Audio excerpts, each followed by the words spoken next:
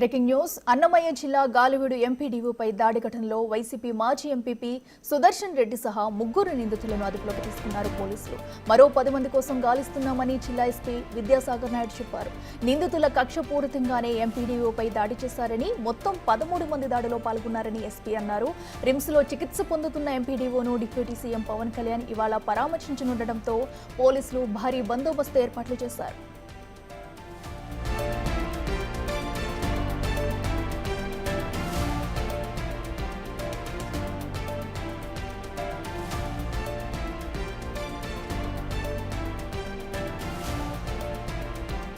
ఈ కేసులో నిందితులను పోలీసులు కాలర్ పట్టుకుని లాక్కెళ్లిన దృశ్యాలు ఇప్పుడు వైరల్ గా మారాయి. వైసీపీ నేతల దాడి విషయం తెలుసుకున్న పోలీసులు వెంటనే ఎంపీడీఓ ఆఫీస్కు చేరుకుని అక్కడున్న నిందితుల కాలర్ పట్టుకుని లాక్కెళ్లారు. అప్పుడెప్పుడో 35 ఏళ్ల కిందట ఓ సినిమాలో విలన్ను హీరో ఇలాగే చొక్కా పట్టుకుని రోడ్డు మీద కొట్టుకుంటూ తీసుకెళ్లినట్లు ఎంపీడీఓపై దాడి చేసిన నిందితులను కూడా పోలీసులు చొక్కా పట్టుకుని తీసుకెళ్లడం జిల్లాలో చర్చనీయాంశంగా మారింది.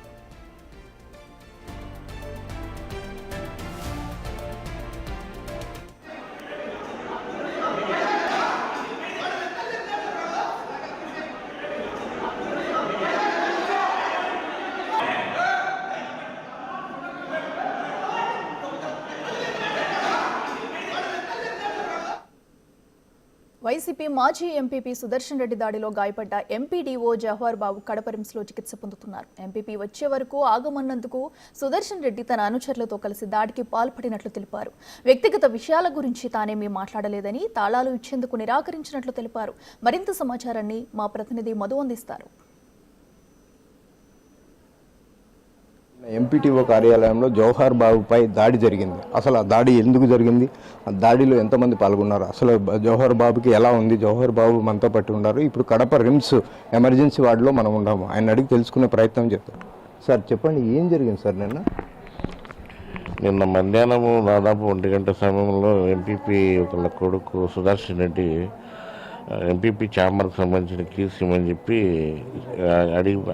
మనిషిని పంపించి అడిగించాడు.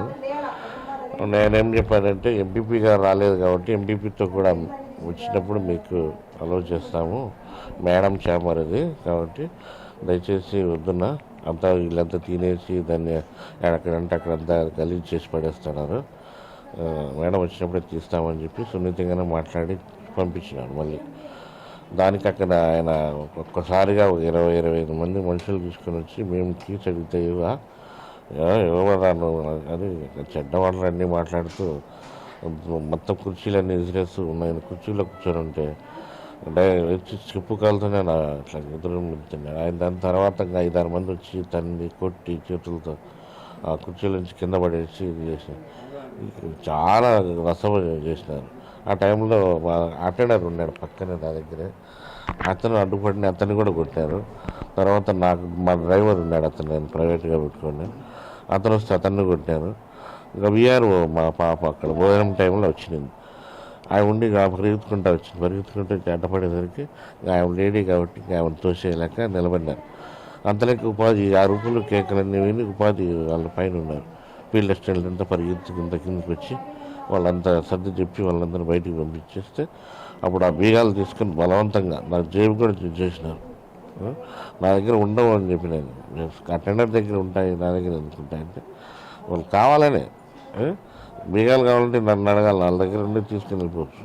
కావాలనే నెపంతో నా మీద దాడి చేసి మళ్ళా రూమ్ తెరిచి గంట సేపు కూర్చొని మళ్ళా వెళ్ళిపోయినారు. నేను ఈ లోపల పోలీసులు కంప్లైంట్ చేయడం జరిగింది. అయితే సుదర్శన్ రెడ్డికి మీకు గత కొద్ది రోజులుగా అసలు మీ ఎంపీడీఓ కార్యాలయంలో మద్యం సేవిస్తున్నారనే ఉద్దేశంతో అతను వాళ్ళని మందలించారో, అందుకోసమే కూడా దాడి చేశారని చెప్పి. మందలించలేదు కానీ కీస్ ఇవ్వడానికి నిరాకరించినాం అంతే తప్ప మనమేమే ఆయన వ్యక్తిగత విషయాల గురించి నేనేం మాట్లాడను. ఎందుకంటే వాళ్ళకి వస్తారు, వాళ్ళ లోపల లాకంటే అసలు ఎంపీడీఓ కార్యాలయానికి సుదర్శన్ రెడ్డి రావాల్సిన అవసరమే వచ్చింది, అందులోనూ అనుచరులతో రావాల్సిన అవసరమే వచ్చింది. ఆయనకి యాక్చువల్గా ఆయనకి ఏ పదవి లేదు, ఎంపీపీ కుమారుడు అనే దాంతోనే వస్తున్నాడు. ఆయన ఒక్కరిద్దరు వచ్చినా ఇబ్బంది లేదు, కానీ దాదాపు 20-25 మందిని తోడు పెట్టుకొని వస్తారు. వచ్చాడంతా పంచాయతీలు చేయడం గొడవలు అరుచుకుంటా అంతా అది ఆఫీస్ మాదిరి ఉండదు. ఆ రోజు వాళ్ళు ఉన్నంతసేపు మేము కూడా ఏమీ మాట్లాడలేని పరిస్థితి. వాళ్ళు ఎప్పుడెప్పుడు వెళ్ళిపోతారా అన్నట్లు భయంగా ఉంటుంది. ఎవరన్నా వాళ్ళు పిలిస్తే పలకపోయినా సమయానికి వాళ్ళ దగ్గరికి పోకపోయినా తిడతారు. అందుకని నేనే కాదు, స్టాఫ్ అందరూ కూడా భయపడుతూ ఉంటారు. వాళ్ళు సేపు కూర్చున్నంతసేపు భయపడుతూ ఉంటారు. దాన్ని కంట్రోల్ చేసుకోవాలనే ఉద్దేశంతో నేను సున్నితంగానే చెప్పడం జరిగింది. అసలు సుదర్శన్ రెడ్డి వర్గీయులు కావచ్చు, సుదర్శన్ రెడ్డి కావచ్చు, మీరు పోలీసులకు ఫిర్యాదు చేస్తే మళ్ళీ మిమ్మల్ని బెదిరించినట్లు ఆరోపణలు ఎదురవుతున్నాయి. నిజంగానే జరిగిందంటారు అట్లా? అసలు నా దగ్గర అప్పుడే అన్నాడు ఆయన, నువ్వు రిటైర్డ్ అయినా కూడా నిన్ను వదలను, నిన్ను బట్టలు ఇప్పి కొడతాను, చంపేస్తాను, అంతవరకు కూడా నేను చంపేస్తాను, అది నువ్వు బయటికి రా చంపుతావు అంటే చామాల నుంచి బయటికి రా చంపుతామని. నేను భయపడి నేను అక్కడే ఉండిపోయాను, బయటికి పోలేదు.